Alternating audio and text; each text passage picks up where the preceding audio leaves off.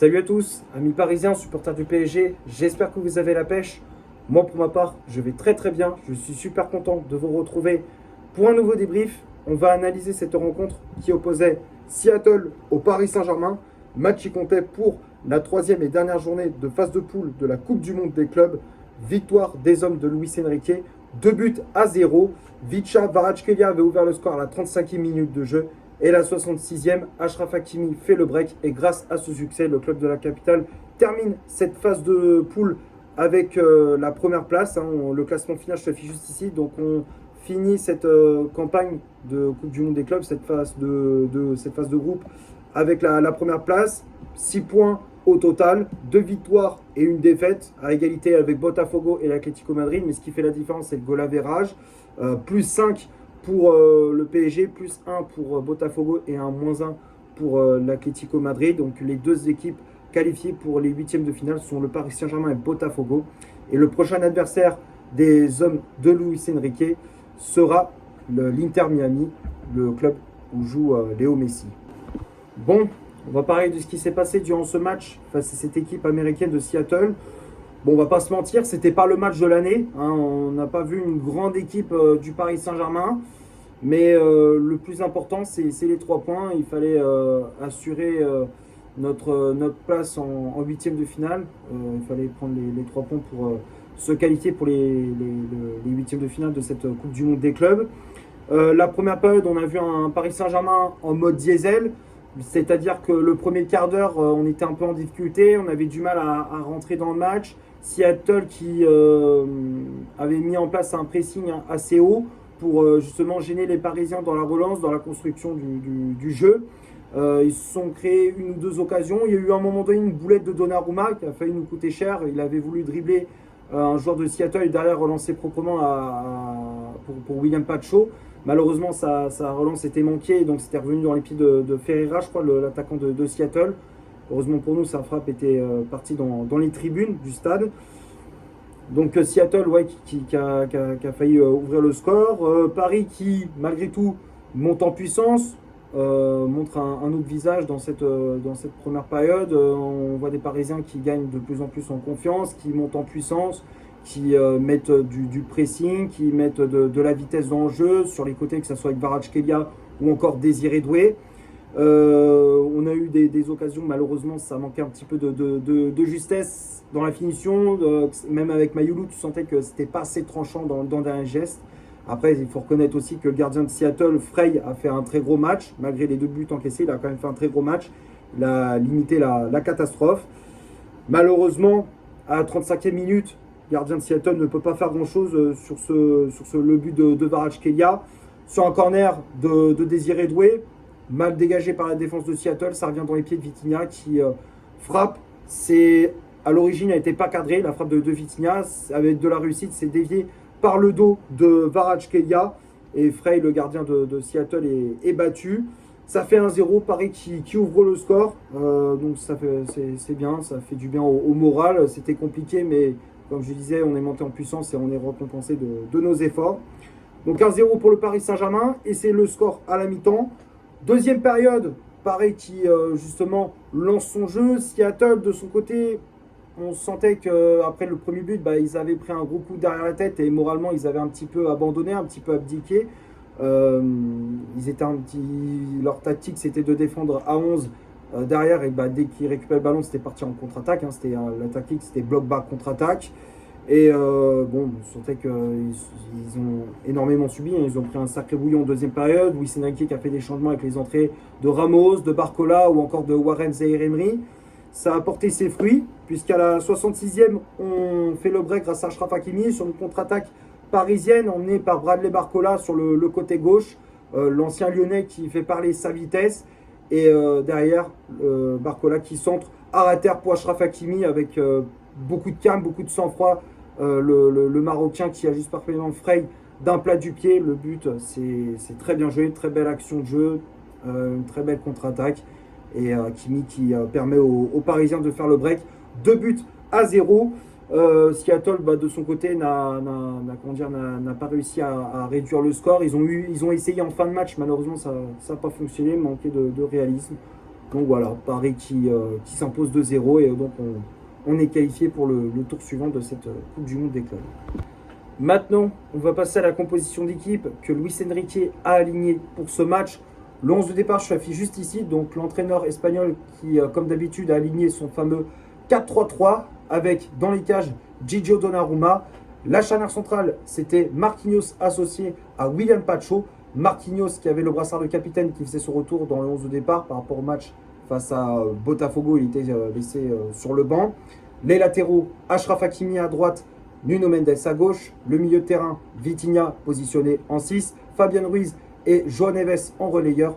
Et le trio d'attaque avec Désiré Doué, ailier droit, Vicha, Kvaratskhelia, ailier gauche. Et en pointe, en faux numéro 9, c'était le jeune français Seny Mayulu qui était préféré à Gonzalo Ramos. Je pensais que Ramos allait de nouveau être titulaire pour ce match. Malheureusement pour lui, ça n'a pas été le cas. Mais il est rentré en cours de match. Après, il a eu quand même du temps de jeu. Les changements effectués par l'entraîneur espagnol. Donc, comme je disais, l'entrée de Gonzalo Ramos à la place de Seny Mayulu à la pointe de l'attaque parisienne. On a vu l'entrée de Bradley Barcola à la place de Vicha Kvaratskhelia. L'entrée du français Warren Zaïre-Emery à la place de João Neves. Et pour finir, l'entrée du jeune Ibrahim Mbaye à la place de Désiré Doué. Que dire sur cette compo? Luis Enrique qui a remis plus ou moins son équipe type, mis à part la seule modif en attaque, c'est la titularisation de Seny Mayulu qui jouait qui avait un rôle de faux numéro 9, qui décrochait pour créer des espaces dans l'axe pour Doué et Kvaratskhelia.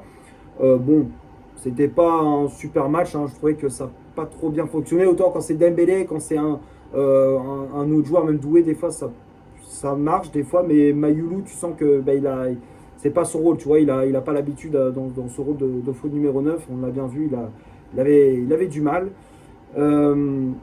Mais sinon, à part ça, rien à rajouter, c'est l'équipe type de Luis Enrique qui a encore une fois bien géré son groupe, qui gère bien la fatigue des joueurs en faisant beaucoup de turnover, beaucoup de changements en cours de match. Quand tu vois que le match est maîtrisé, il fait ses changements, il fait rentrer Zaïre-Emery, il fait rentrer Ramos, il fait rentrer Barcola. Voilà.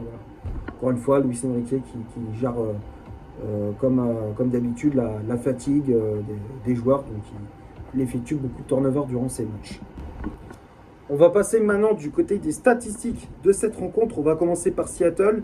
Les Américains de Seattle ont eu 28% de possession de balle, 5 tirs réalisés dans le match, dont 0 frappe cadrée, 307 passes réalisées dans le match, dont 236 passes réussies, 55 duels gagnés, 4 fautes commises, 4 arrêts effectués par Frey, le gardien de Seattle, 11 centres réalisés dans le match, 6 corners obtenus et 20 tacles réussis. Et du côté du Paris Saint-Germain, 72% de possession de balle, 11 tirs réalisés dans le match, dont 7 frappes cadrées, 816 passes réalisées dans le match, dont 747 passes réussies, 48 duels gagnés, 9 fautes commises, 0 arrêt effectué par Gigio Donnarumma, 18 centres réalisés dans le match, 7 corners obtenus, 22 tacles réussis. Donc quand on regarde les statistiques, possession de balle comme d'habitude et pour le Paris Saint-Germain, les occasions également, c'était surtout en deuxième période où on a vraiment pris le dessus par rapport à cette équipe de Seattle.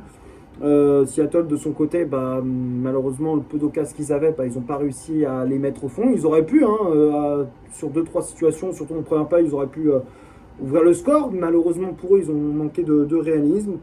Voilà, Paris qui n'a pas forcé son talent, qui n'a pas forcé pour gagner ce match. Voilà, j'ai rien d'autre à rajouter pour les stats de cette rencontre. On va finir la vidéo sur les tops et les flops de ce match. Comme d'habitude, je les affiche juste ici. Alors, dans les flops, il n'y en a pas des masses. Les deux seuls joueurs qui sont pour moi dans les flops sont Fabian Ruiz.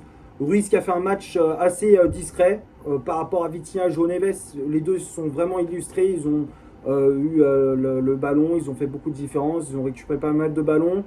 Ils ont eu une influence dans le jeu parisien. Fabian Ruiz un peu plus en dessous par rapport à d'habitude. Fabian Ruiz qui était un peu plus discret. Pas beaucoup de récupération de balles, très peu vu, un peu en dessous par rapport à d'habitude. Mayulu pareil, Mayulu c'est le deuxième joueur que je mets dans les flops. Pour moi il n'a pas fait un super match dans ce rôle de faux numéro 9. Alors il a eu des occasions, mais tu sentais qu'il n'était pas à l'aise dans ce rôle de numéro 9, tu sentais qu'il n'était pas à l'aise, il n'a pas l'habitude de jouer ce rôle-là. Donc non, c'était pas un bon match de la part de Mayulu. Et les autres, après, bon, bah, Donnarumma, bon, même si en début de match, il nous a fait une sacrée frayeur, mais bon, après, le reste, pas eu grand-chose à faire. La charnière centrale, Pacho Marquinhos, comme d'habitude, c'est très solide, c'est costaud, ça bouge pas. Pacho, beaucoup d'autorité, de bonnes interventions, les relances propres, Marquinhos, pareil. Les latéraux, Hakimi, Mendes, Hakimi, encore une fois, fait un très gros match, même tu sentais qu'il était un petit peu sur les rotules, mais il a rien lâché, il s'est battu jusqu'au bout. C'est bien, ça montre qu'il a changé de mentalité par rapport à d'autres années où il se concentrait un peu sur ce qui se passait en dehors du terrain, tu sais, avec l'influence des Neymar, des Mbappé et tout ça. Là, tu sens que bah, là, cette année, bah, c'est un autre niveau à Hakimi. Et puis là, il continue, même si quand il est fatigué, bah, il continue quand même, il lâche rien. Ça montre une belle mentalité de sa part. Hakimi qui a fait un très gros match, qui est pour moi l'homme du match. Mendes dans son couloir gauche, il a été très très bon également. Mendes qui a apporté de la vitesse, de la percussion, de bons centres, comme d'hab. Vitinha, très très bon milieu de terrain, beaucoup de récupération, il a eu une influence dans le jeu. C'est lui qui plus ou moins ouvre le score, même si c'est pas lui le buteur, mais c'est lui qui ouvre le score en début de match, c'est quasiment lui qui ouvre le score.